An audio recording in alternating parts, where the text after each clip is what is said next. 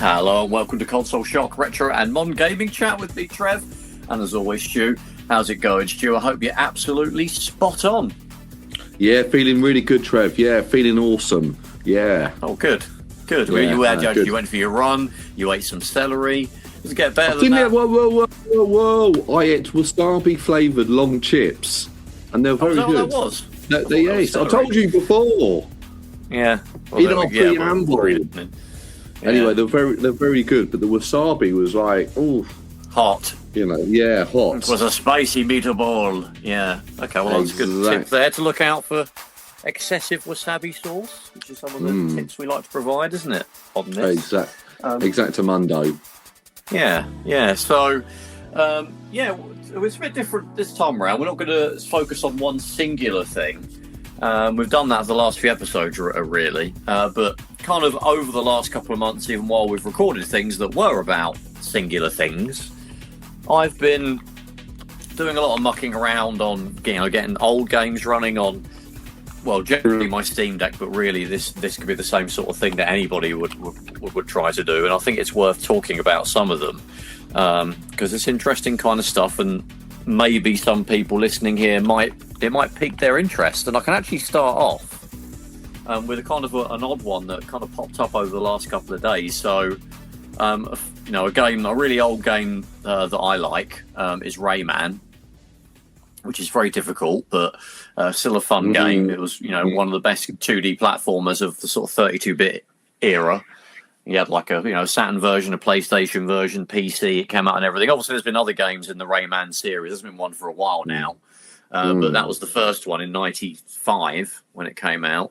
And literally last week, Ubisoft announced a Rayman 30th Anniversary Edition. So I was like, oh, that's cool.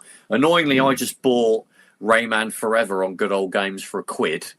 I didn't know this was coming out. Oh, you wasted £1, you loser. What an idiot. What an idiot. More like Rayman, not forever. Rayman, limited amount of time. More like Royman. Finite. Rayman Finite. Yeah. Ray's Nan. More like Ray's Nan. Exactly. We could go on with these puns on the name Rayman. But they're really bad. They're really bad. Yeah. Well, there's that, isn't there? So we'll move on from it. But which is basically on GOG. That's been available forever, I think, literally. So what's that one you bought? Like the first one? That was the DOS, basically the original version, the DOS version of Rayman. Right. Okay. That's been available on Good Old. Obviously, Good Old Games are really good at taking those DOS games, and basically they have tons of old Windows games and stuff from 10, 15, 20, 30 years. Rayman Forever's one of them. That was basically it runs really well. It's difficult to get going on a Steam Deck because any of those good old games sort of stuff, obviously you've got to shoehorn them into the Steam Deck because of how it's locked down. Well, not locked down, but how it's that's really for what's on the Steam store, and to get other stores on there it's difficult. But it's not too bad when you're dealing with good old games that are just fairly modern. But anything that they've got that uses DOS box, you have to really faff to get it working. So. Can you not play it on your old laptop? Oh, you could easily. You could play it on anything that isn't, a Steam Deck, really, in terms of... Well, you can get it working on a Steam Deck, but it's more faff. But it's straight. But point is, I got that, and then Ubisoft announced this. But it turns out it's not that great. A lot of people are actually kind of complaining about it. The biggest issue... Something I know... Is it out now? Yeah, it came out last week. Oh, so it was like Shadow Drop. They announced it and it's out. Right. Yeah, exactly. And the next day it was out, I think, after the announcement last week. I think Wednesday was that PlayStation. Was it a State of Play? And then it was announced on that, and it came out the next day. But I watched someone already had a playthrough of it the next day, and I was like, watching some of the earlier levels that everyone's more familiar with because that game you die a lot, so you end up going through the first few levels a lot. Back in the day, so you're very familiar with the music and everything. And I was like, this sounds nothing like the original. They've redone the music. And it turns out they've completely replaced the soundtrack with a new one. And it's not really clear why. And if you go on like Steam, where it's also available, it's on PS I think it's on everything at Xbox, Switch, PlayStation, and PC. Everyone it's kind of got mixed reviews at the moment, and the complaints about it are basically the soundtrack. People are saying this new soundtrack doesn't really fit the old game. It's kind of ruined the game. I don't want to play it unless it has the old soundtrack. And I was like, oh, that's a bummer, because I would have pulled the trigger on that. It's like 18 quid. And it's basically every single version of the original Rayman in one package with artwork and historical interviews and videos. It's pretty cool. But yeah, it's missing the soundtrack, which was a really good soundtrack and kind of was a big part of the game. I mean, I never had much sort of familiarity with it. I think I remember playing it sort of once or twice. And again, as you mentioned, it's notoriously hard, sort of when you play it. So that sort of puts me off, really. And I remember it being, I don't know, sort of quite clunky. So people go in, it's like, oh yeah, we're re-releasing. I don't know, some games which they weren't particularly good in the first place, and I think everyone remembers sort of Rayman, but in reality, the two that came out on the Xbox 360 and the PS, for that kind of, I call it Rayman Legends and Rayman Origins. Yeah. They Rayman were Legend. Yeah, Rayman Oranges. They were, if they came out again with a 4K version with all the DLC and bits and bobs, I'll be more interested in sort of picking those up. I know they quite often go, pretty reasonable, but I remember really enjoying those, and they had a sort of a nice sort of challenge level. Well, I think the original Rayman was, I think people go, oh, it's got different music, but actually they just don't like the game. Yeah. So that's probably an element of it. But well, to be honest, with this new Rayman 30th anniversary, you've got quality of life stuff like the main thing is that there's a rewind. So if you die, you can just rewind back, and that basically kills the difficulty and makes it a lot easier for numpties like me and you to play it now. Exactly. But, the whole soundtrack thing was kind of off-putting for me, and it's I happened to sort of. I think I was reading comments about it on Nintendo Life or something about the game being released, and someone said, "Oh, don't bother with this. Just play Rayman Redemption." And I was like, "Rayman Redemption? What the hell is that? I've never heard of that before." And I looked it up, and it's basically a fan-made. It's not a remake, but a fan-made sort of remix, or I would probably say, of the original Rayman that came out about 3 or 4 years ago. So I was like, "Oh wow!" So I downloaded it and literally tried it out. And it is literally that. It's Rayman 1, which is completely free. You just go to the website where it lives, download the file. It works great on a Steam Deck. You just make sure it runs under Proton, and when you add it to Steam, obviously Windows applications, so it would just work. It's really great. It's got different difficulties now. It's got like a casual mode, which gives you like infinite lives. There's more checkpoints on other levels, which does ease the difficulty. You can crank up the difficulty to like mega hard, and all that stuff. It's got some new music, some new sound effects. It's in widescreen, 16:9. So you haven't got to fiddle with DOS to try and get DOSBox to play the original version or run the Saturn and PlayStation ones in emulator. This is a native Windows game, also runs on Linux. It's brilliant, and it's completely free. So to be honest, right now, I mean, they may patch in that old soundtrack. I suspect there's more going on there. I do. I'm aware that the chap that did the original soundtrack died a few years ago. So I don't know if there's an issue there with that, and that's why they've had to redo the soundtrack. But yeah, Rayman Redemption fan game. I've just searched it, and I found a page where. I don't know. Is it Rayman Game Jolt? Yes, that's it. Yeah. Okay. Yeah, I'll download that later. But that sort of brings me on to sort of my point, and actually that I've been playing. I was on Reddit just yesterday, and sort of scrolling through there, and under PC game or whatever it was, it said, "Oh, you can download." There was an article about how you can download Unreal Tournament, and I was like, oh, what? Okay, well, well, okay, well, it's free now. So I followed the link and sort of downloaded Unreal Tournament. And obviously on my computer, this was Unreal Tournament 2004. Now it's obviously 22 years later.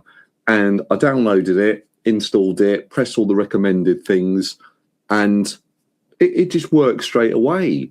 So I had some sort of, obviously it was like modded or updated to work on modern hardware. So it was just really good. And I was sort of playing quite a few levels of it. And it sometimes when you play these old games, they sort of feel a little bit like not as good as you remember or things like that. And this one felt actually like spot on, and it was like wasn't difficult to play. The controls I felt responsive, and I was only going around. Remind me, is it so Unreal Tournament 2004? Does that have a single player campaign, or is it purely like a deathmatch, like Quake 3 Arena? It's like Quake 3 Arena.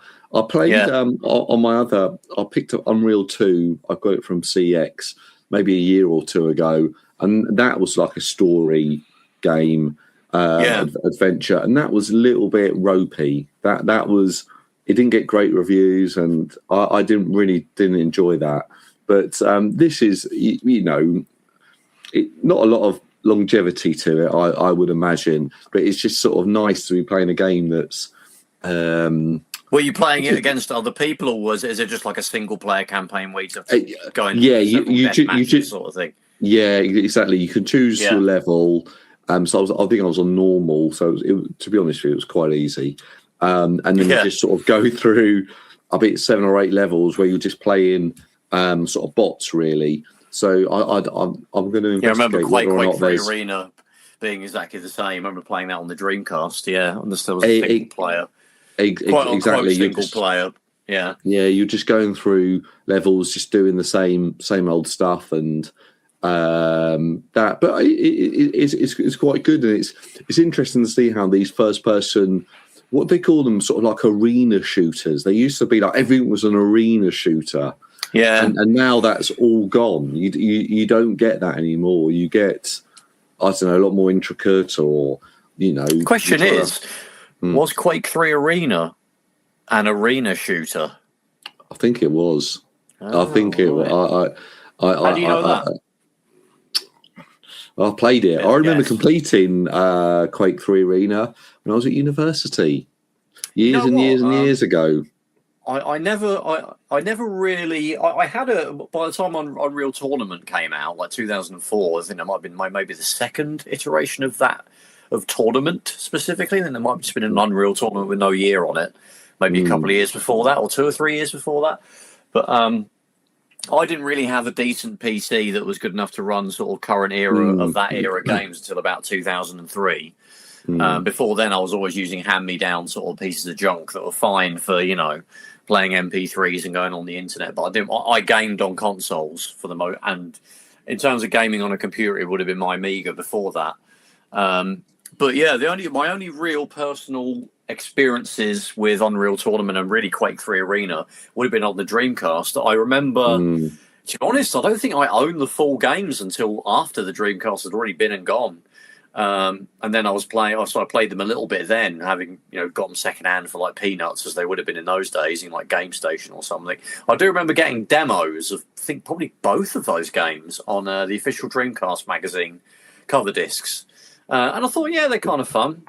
And you know what? I might have tried to play Quake 3 Arena over the internet on a Dreamcast. I might have even had the game. I think I had. I played Quake 3 Arena with a controller over the internet. Oh no, that was on my PC, and it was through dial-up, and it was literally you get into a room, and then someone will be over there, then they'll be over there, then they'll be over there, and you're just like, no, this doesn't work. This I didn't even know what broadband internet was there, so there's no way you can possibly play this, and it was just an absolute nightmare. So that was my experience of playing. But I did try it online because I played the against the bots and thought I was amazing, but in reality I was rubbish. So yeah.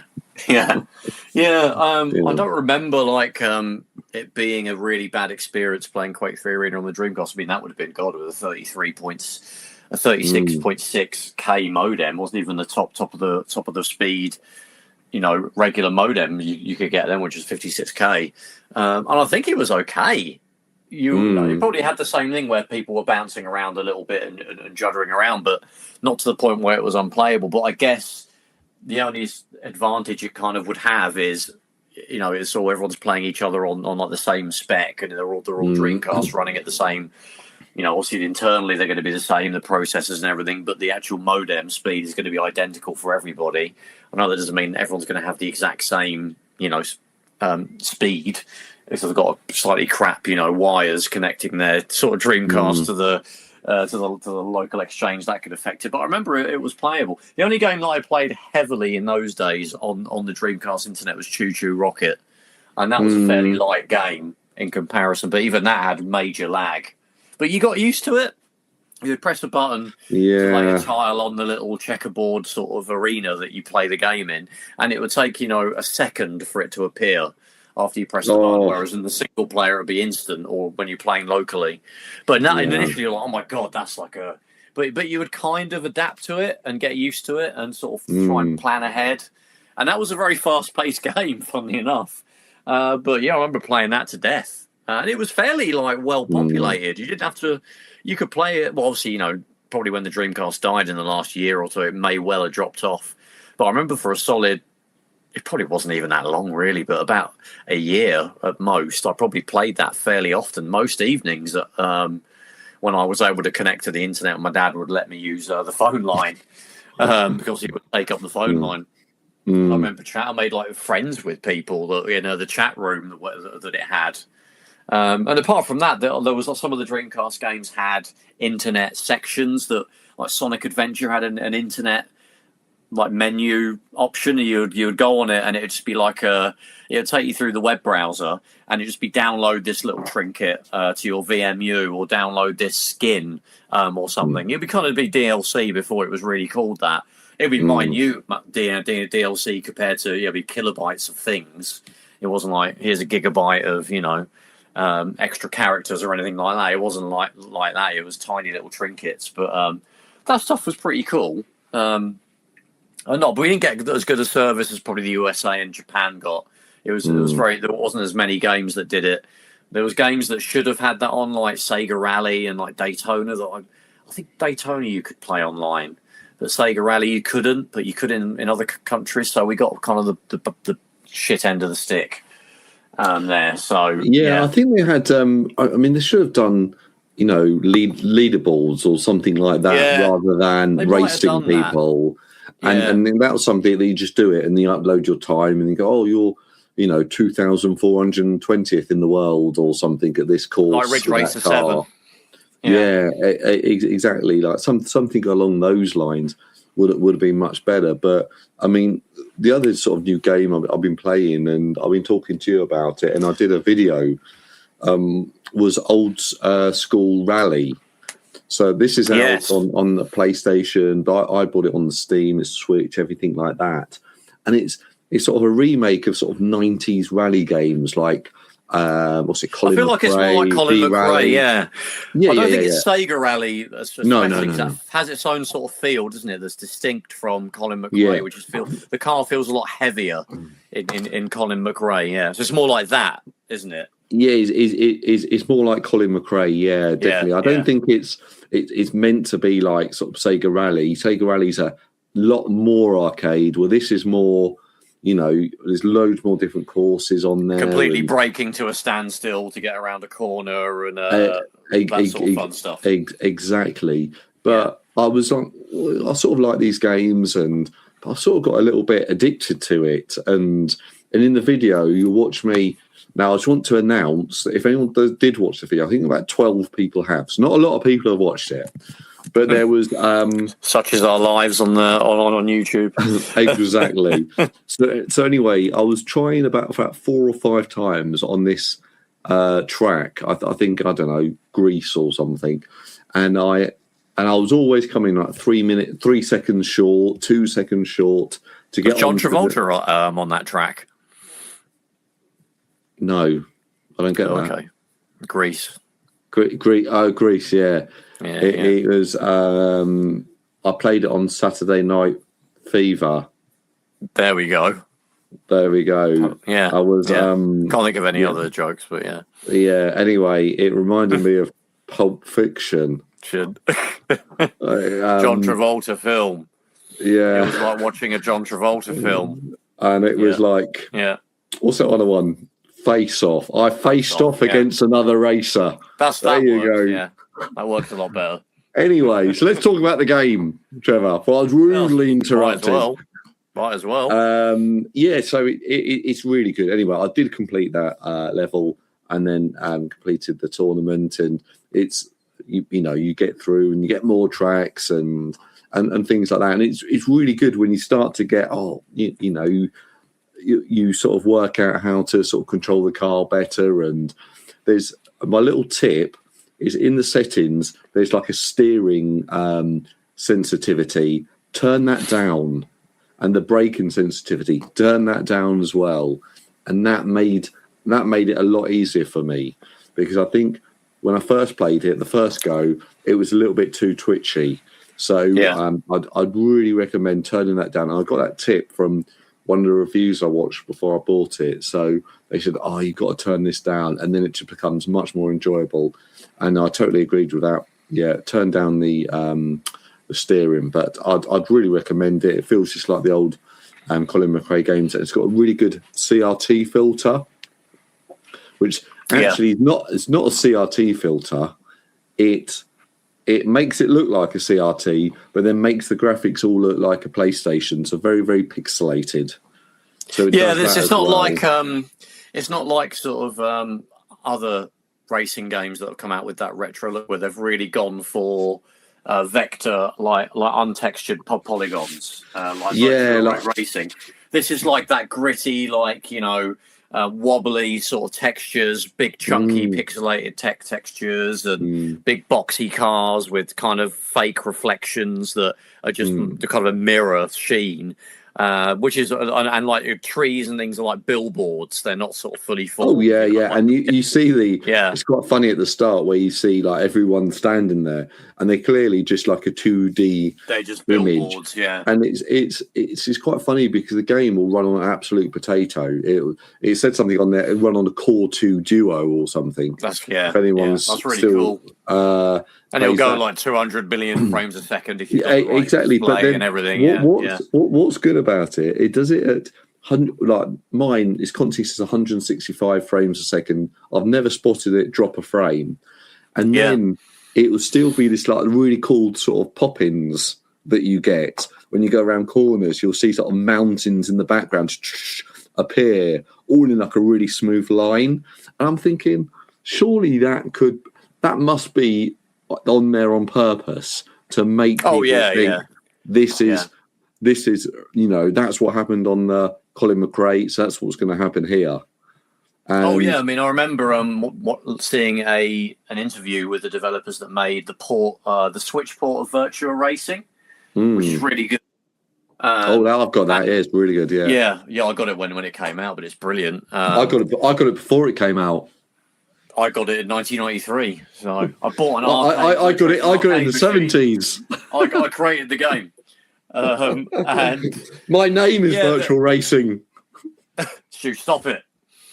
I got it before you, right? So, they were saying how originally, of course, there was there would be a limited draw distance because of the rendering power available at the time. And if you play the arcade version of that, like on MAME or something, and it's still perfectly playable and enjoyable, the original version, it's a 30 frames a second game. But the arcade was as well, and MAME obviously recreates that. But there is absolutely a limit to the draw distance. It's a decent amount away from you. It's not like Daytona on the Saturn where you've practically driven past something before it's even rendered it. But there is definitely absolutely popping there. But then when they made the Switch version, they were like, the entire track is drawn already. So the whole little sort of island of that track that obviously would be drawn in chunks as you drove towards segments of it in the original version, that the Switch just renders the entire thing straight away, so nothing is being drawn in.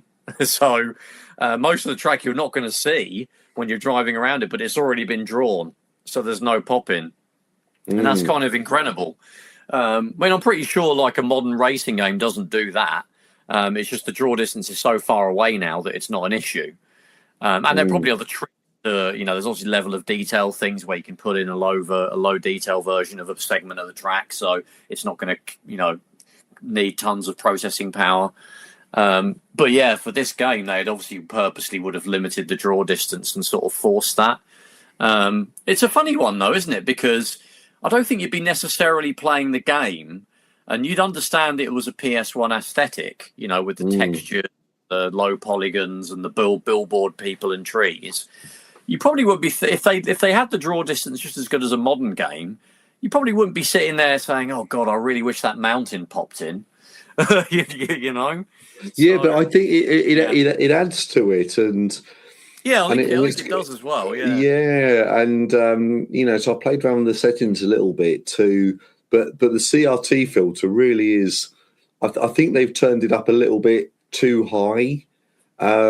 If that makes sense, it's sort of like that's not how I remember the games to be. But that's a really good point. That's an excellent point, Stu, because I was reading like on Reddit, like a debate about CRTs and CRT filters. Someone had said, why does everyone think scan lines is what old games look like? When I was a kid, I don't remember seeing scan lines. I don't remember scan lines sort of ever being a thing. But I remember them in the arcade, in those big, chunky, nice, high-quality screens. But at home, I was playing on a crappy old, 14-inch CRT that fudged out everything. There was no scan lines.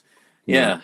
But I was going to say, this game, Old School Rally, is designed to look like you're putting a PlayStation through a 4K 50-inch screen. That's what the CRT filter looks like to me. So rather than this is an actual CRT filter with scan lines and it takes off the edge a little bit. It's sort of weird because it's almost it's like playing it on a bloody massive screen, and it's like, oh, this doesn't look right. But then it's like playing it through an emulator. It's like playing a PlayStation game through an emulator on obviously a much more powerful machine. So, and if you see on the video, I do switch between the with the CRT filter on for I think one or two races. So you will see that on there. So it's definitely one that I want to get as well, because I do. I can't say I ever really went super hardcore on a Colin McRae game and completed it, but I like V-Rally. I always like V-Rally. Yeah, that was good. That was a bit sort of bouncier and a bit more like Sega Rally, so it was slightly floatier, I think, but still really enjoyable. And Gran Turismo, you had rally racing as well, but again, it was a lot more super realistic, and like I said, like you literally have to come to a complete stop to go around a corner. And obviously, some people like that, some people prefer more arcadey. I think Colin McRae and V-Rally had that middle ground, didn't it? Where it was sort of simcade, kind of thing is how you describe it. But yeah, no, that's really. There's a few of those as well. I think it's Overjump Rally. There's another one that is literally Sega Rally. Someone's recreated Sega Rally. I mean, we just need Sega to come out with like Sega Rally collection, just like 1, 2, and there was a 3 about 15 years ago. I guess they'd have to take out, they'd have to rather relicense the cars because they were real cars, or just put in fake ones. Maybe that's why they haven't done it. But God, I would buy that in a heartbeat. Or just a Sega racing collection. So, Daytona, Sega Rally, things like that. We didn't really get a home at the time. Scud Race, all those Model 1, 2, and 3 arcade machines, all on a single, release. That'd be amazing. They're sat on these things for decades. Like a fighting collection as well. Virtua Fighter 1, 2, and 3, Fighting Vipers, 1, 2, and was there a 3? There was definitely a 2. Last Bronx, all those weird random Sega fighting games that they brought out in the Saturn Fighters. Do you not play? Did you play the sequel to Last Bronx, Last Staten Island? Yeah, and Last Brooklyn. I was not. Do you not ever play Last Brooklyn? The New York trilogy. I think it was. Yeah. It was actually a good game. The real. I like the ones Last Queens. Stu, you're all full of the jokes today. You had too much orange juice or something. It was that wasabi sauce, I think. Do you know what? That's got me proper perked up. It has, isn't it? It's like I've got an orange here. Yeah, I'll have that later. But they've got all these. The reason these games are coming out, that people have just taken it upon themselves to develop their own retro rally game or racing game, is because Sega aren't releasing theirs. I'll probably say they were the ones that made the best ones out of retro, the 3D polygon early era racing games. Sega had all the best ones. And that Namco's are probably a close second with Ridge Racer. Although we are getting Rave Racer now. That's coming out on the Switch and the Switch 2 and PS5, I think, which is that weird it's Ridge Racer 3, but they didn't call it that. They called it Rave Racer. And they didn't bring it out on the PS1. They made Rage Racer instead, which actually was probably a better game, to be fair. But wasn't it the same game? No. No, there was some confusion about that. I thought, they've renamed Rave Racer. I remember seeing Rave Racer in a lot of arcades in the UK, and it's quite a good game. It's quite a good game. But yeah, no, they didn't bring it out for Rage Racer is completely different. Rage Racer's like, so obviously later Ridge Racer games had like a full blown like campaign mode, where you took part in a sequence of races, then moved up a level to get another sequence of races, and that got bigger as the years went on. And ultimately, when you got to Ridge Racer 7, it was like a 7-8 hour long sort of campaign you sort of got through. Rage Racer was the first one that kind of had that format, because the two before that, Ridge Racer and Ridge Racer Revolution, they were just kind of, well, you just played a track to get a good time and finish first. There wasn't a campaign. There was 20 minutes of gameplay, really. It's kind of obviously pathetic when you think about it now. Yeah. But Rage Racer was the first. That's probably why they didn't bring over Rave Racer. I think that was when these racing games were starting to have more of a career mode. Well, on the Mega Drive, there was Formula One games, wasn't there, where you had a career. But in terms of 3D, sort of early polygon stuff, that was the first one out of the Ridge Racer game, Rage Racer, where they actually had that campaign. It's really good, though. If you haven't played it yet, you should play it. I'm sure I must have done back in... I'm sure I did. I'm sure I played it, yeah. I've got an interesting fact about it as well. It was the first PAL PS1 game that had the cover art. The first one where they had the big black strip, which had PlayStation on it. That was Rage Racer. Rage Racer, yeah, because the PS1 releases in the UK, they didn't have.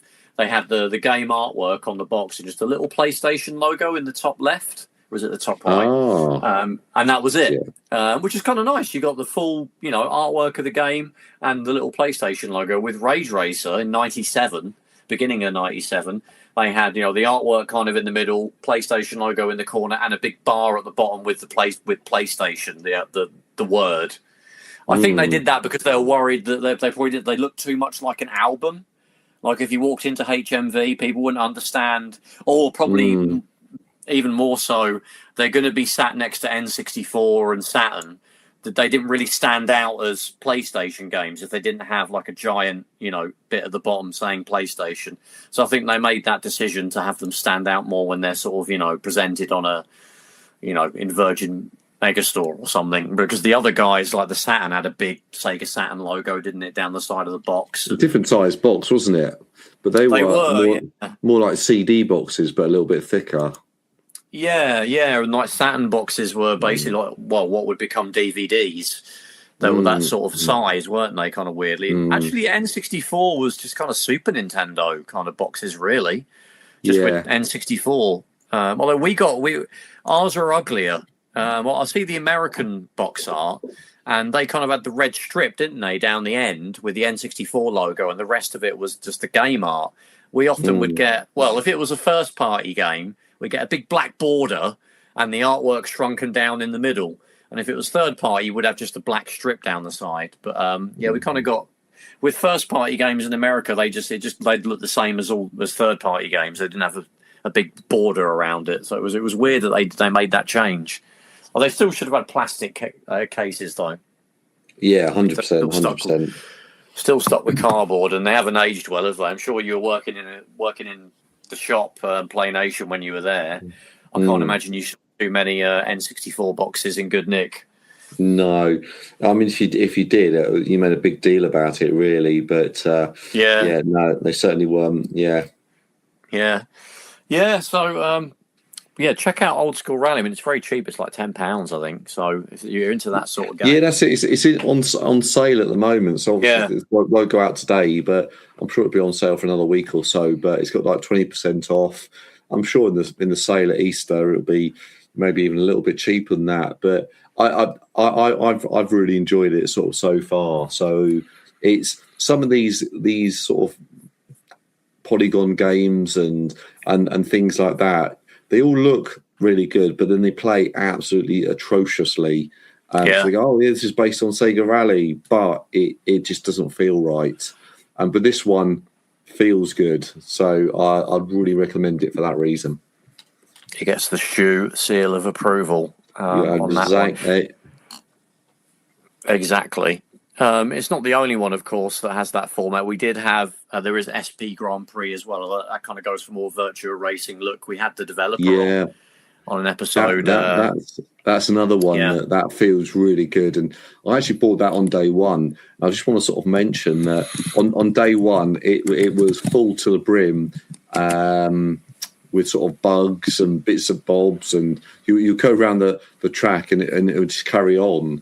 It wouldn't register that you're on to the next lap and so on. But he's done a huge amount of work sort of updating it and putting in more tracks and it's way beyond what virtual racing was, really, isn't it, in terms of an actual experience.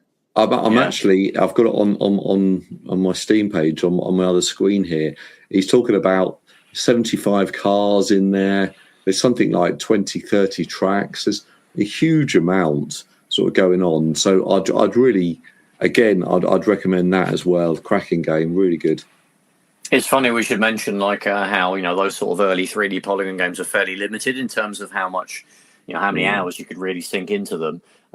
Actually, the Saturn version of Virtua Racing, a lot of people like slag it off and say it's crap. I actually really like it, and it's got an actual career mode in it.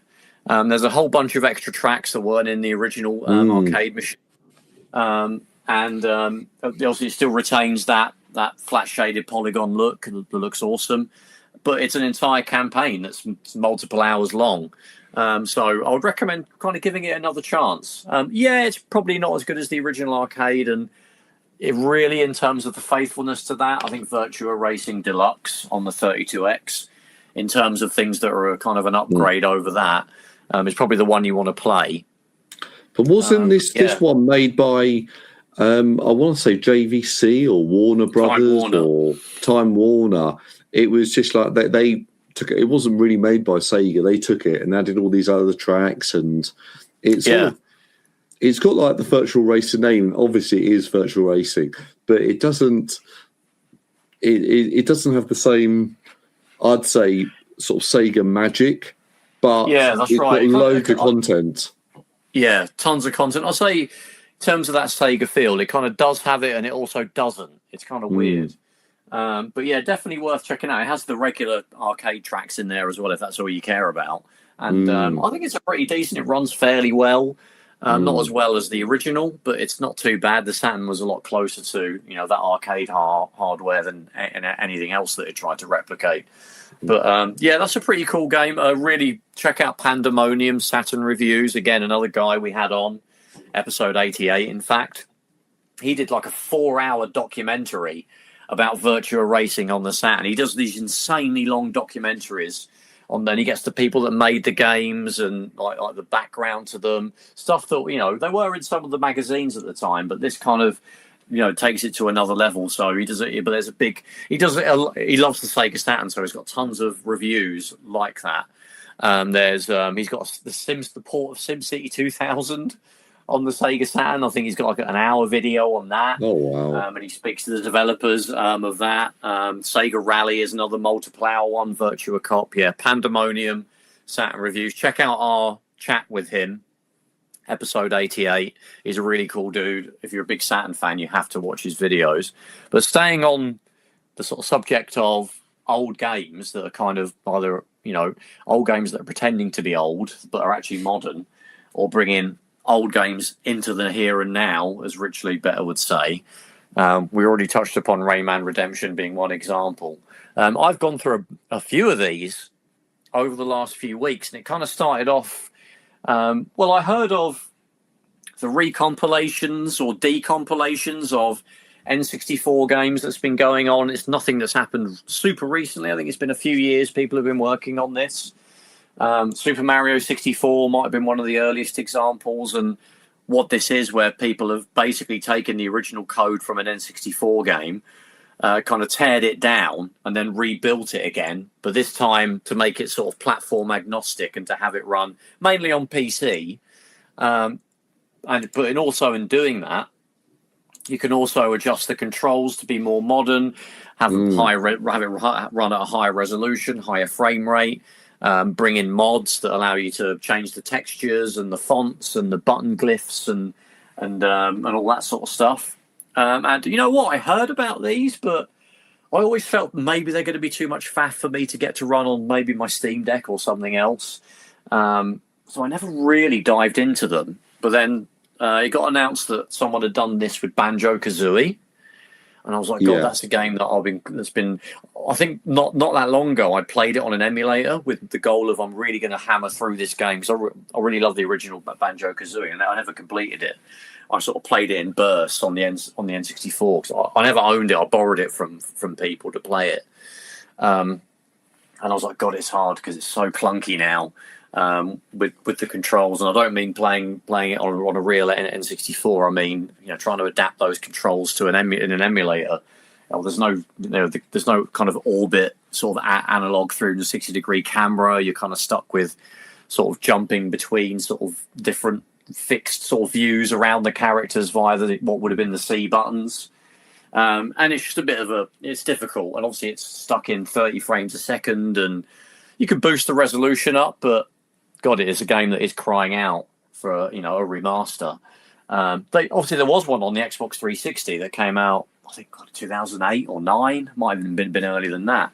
And I think there was a demo. I remember playing the demo of that, and that kind of fixed all those problems, but I never actually pulled the trigger. And there was Rare Replay, which I think they threw that on as well. But now there's a fan-made... I've got that somewhere. Yeah. So there's that. Obviously, that's kind of stuck to the Xbox, though. You can't really play that on anything else. But with this recom compilation, you can basically play Banjo-Kazooie at 4K, should you wish to, 60 plus frames a second, updated controls like an analog camera that's assigned to the right stick, so it moves just like it does in like a modern game. You can improve the textures, you can do all that stuff, and I got that working fairly easily. You just downloaded the files and it's in a folder, and then you just drop the ROM, which you have to get obviously by ripping your ROM from the illegal copy that you own, not through getting it any other ways, wink wink, and load it up, and runs perfect on the Steam Deck in handheld mode, and I can drop it onto my TV and bump the resolution all the way up to like 4K, and I can still get 60 frames a second in this game from a Steam Deck. It's so lightweight, and just a great way to play the game with those sort of quality of life improvements. And that kind of caused me to go a bit nuts on some of these. There's a Mario Kart 64 one, so I got that going. I went a bit further with that, though, because there's like a HD texture pack for that. So I actually got that, and it looks incredible. Can you get ray tracing on it as well? not on the one I've got, but there's probably there's multiple. So I'm sure there's one out there. But basically, I've redrawn all of the like the fonts, the icons, the controller glyphs, the portraits of the characters, the title screen, all of the imagery in the game, and things like during the actual races, the billboards of like the trees and plants and grass, logos and stuff like that appear within the world of the tracks that you're in, and they've also redrawn the character portraits as well as the sprites of the characters in the carts that you obviously are enjoying a race or what you control. Because they weren't polygon models on the N64. They were actually 2D sprites, like kind of Donkey Kong Country style on the Super Nintendo. They obviously rendered out on a Silicon Graphics workstation. They kind of did a 360-degree render of all of them and then plonked those into the game, probably because they looked a lot better at the time than trying to create a polygonal Mario or a polygonal Donkey Kong. Saved on resources as well, I would think, with the N64 not needing to render that. And it looks absolutely incredible. They haven't tried to make like those new sprites look like the current era Mario.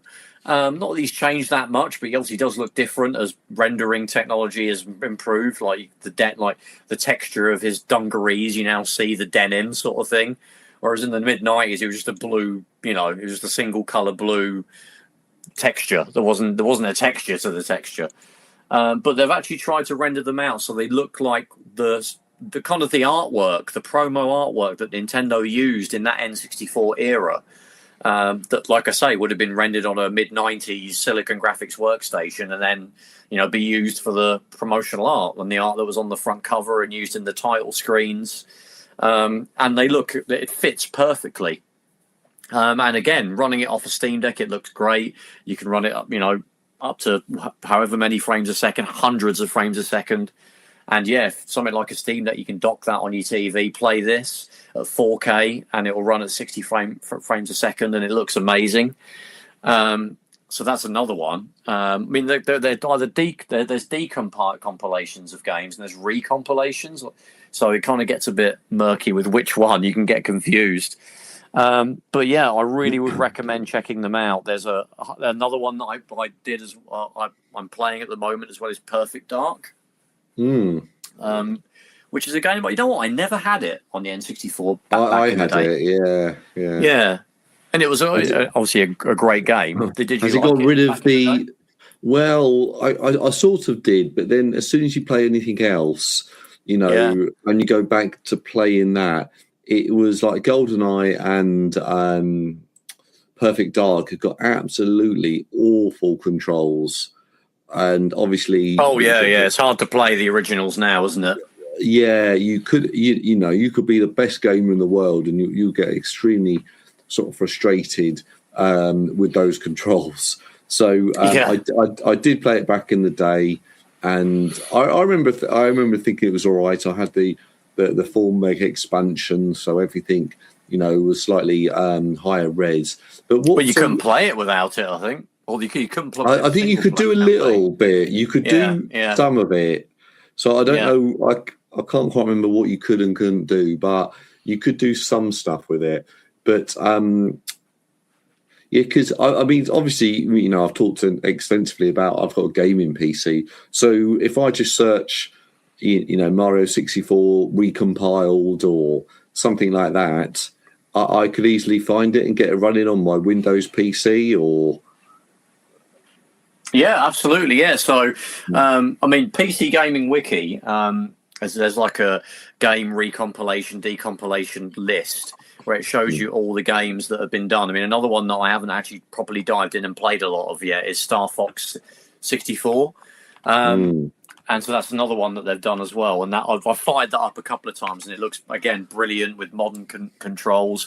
It obviously, they haven't tried I've never played that one, Trev. Did you not ever play Lilac Wars? Yeah, with the Rumble Pack, of course, that came with it. What a stupid name, Lilac Wars. Well, I get it. It takes place in the Lilac system. Yeah, but so I don't know this other game that you're talking about. It's like Nemesis and Gradius, isn't it? We got the Grisor or Contra. It's like that. Probotector. Probotector. Or Contra. Yeah, it was either Greiser or Probotector in Europe. Contra, that is. But yeah, Perfect Dark. I mean, just to say, to go back to what you were trying to see. Yeah, it's got modern controls. So you've got the FPS controls that you'd be used to now. That is now how you control the game. It runs at 60 plus frames a second. You can run it at 4K. There are HD texture packs and things like that, but I haven't actually tried to apply any of that stuff. I've just kept it as the default. It's obviously 16:9 though, so it's widescreen. I think the original you can actually play it widescreen, weirdly. And yeah, it's a much better way to play the game. There was a re-release of Perfect Dark on Xbox Live Arcade. It's not exactly like that. I think they did bump up the textures and do a few things, but this is obviously free. You just need the original ROM of the game, which obviously, Stu, you're going to rip from your cartridge that you've got at home, as is everybody else. Yeah, I'm not yeah. But it's really great. So I really would recommend the compilations. And again, they're really good kind of Steam Deck games. You can obviously run that on your 4090 or whatever you got, and you'll be able to absolutely max the hell out of it. You better get 300. Trevor, I've got a 4090. It's a 5090. I'll have you know. I've got a 5090 How dare with you? a million gig of RAM. Yeah. Yeah, no, I haven't, everyone. I haven't. I've got a pretty standard disc gaming PC, which is working okay. Trevor, I'm going to show you something on the screen which I bought. I just want to show you. That's scary. That's a huge dildo, Stu. You don't need to show me that. He's not showing me a dildo. He's showing me something that's maybe better than one, to be honest. When you say so, Stu. Tell us what it is you're showing me then, Stu. I'm showing you. I bought Gears of War because I've completed it on everything, but I haven't actually completed the original version on the PC, and it's got an extra, I don't know, extra few chapters or something. It has, yeah. Sure I can play those anywhere else. But anyway, on my retro PC, it's easily powerful enough, but because it's this games for Windows rubbish. So that's what you have, yeah. It's literally the original boxed retail Gears of War from 2007 for the PC that was games for Windows Live. Yeah. So I can't get the bloody thing working. So now you said PC Gaming Wiki, so that's like triggered me to look it up and just see if there's any sort of patches or I think something I can do. We've talked about. I know you've got it. You've got it in the past, haven't you? Obviously, there wasn't at this point in time. There wasn't like a reloaded or remixed version that I could just go and buy. This is like fairly early into me sort of really going full in on PC gaming, sort of 2014 time. But I remember getting that same copy like you have, Gears of War Games for Windows Live, and I got it. I mean, this would have been in the days of Windows 8.1 going into Windows 10. Christ, and I had that copy, and it was difficult to get this stuff going then when Games for Windows Live was still actually running. It was already on its deathbed. It was already on its deathbed in 20. So you can buy a game from them in 2014 from the marketplace, but the service was still up. So you'd log in and you'd be able to get achievements and do all the stuff and chat to people and add friends and doing that. I do all that stuff. So I think I was able to. I just had to install Games for Windows Live sort of separately from the version that came with the disc, and then I was able to pop the disc in and it would install. But this was in 2014, so I don't think that would work now because that service doesn't exist anymore. But I think on PC Gaming Wiki, I think you have to. There is something called Xbox Liveless, which sort of spoofs a bit of software that you get running in the background, and then you get the game running. And it fools the game into thinking Games for Windows Live is working. Yeah. And that means it works. Alternatively, you can get some kind of a dodgy no DVD crack for it. And again, you have to stay all the high seas to get that sort of thing and hoist the flag and all that stuff. So there are ways of getting that version running on your PC. It'll probably run really well as well because it's so old now. You better bang it up to 4K and it'll. Actually, it might be limited. It might be limited as to how far you could boost it up before it breaks. I'm playing this from my Windows XP computer, So yeah. That's where I play it. That's where I installed it on. I haven't got a disk drive on my new computer, obviously, so I wouldn't be able to install Pro Evolution Soccer 3 on there at this rate. I think XP games. I've got a few. I've got Pro Evo 2007 or something. Oh, you got to go hardcore, mate. You got to get the first one on the PC was Pro Evolution Soccer 3. So that was Windows XP 2003. I think that game came out. So that's not too difficult to get running. Actually, there's no games for Windows Live nonsense with that. No, they're easy enough to. Yeah, and they're the 2006 or 7 or whatever one I've got. That works a treat. So that's very good. But the other game I've been playing, obviously I put this in the chat, and I know you've got it as well. But Space Marines 2, and I've just finished that on Game Pass, and it's sort of like a modern day. It feels a lot like Gears of War, but it's Gears of War mixed with Dynasty Warriors, is how I describe it. Yeah. But that was a really good, fun game, and I really got into it. It actually felt like it finished a little bit too soon. I was like, just do the levels. The first one felt quite long. Space Marine 1 on the sort of 360 era. It's still brilliant. A lot of people complained it was slightly longer than it needed to be, but I thought it was only about 8 hours, 9 hours.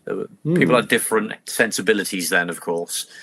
But this one, I think it's about the same, isn't it? About 8 hours or something. It's about 8 hours, and I really enjoyed it, and I highly recommend if anyone's got Game Pass and they're listening, grab that, and once you get into it with the controls, there's obviously a few all different buttons you got to do for all the different combos and stuff. But once you get your head around that, absolutely cracking game, really, really good stuff.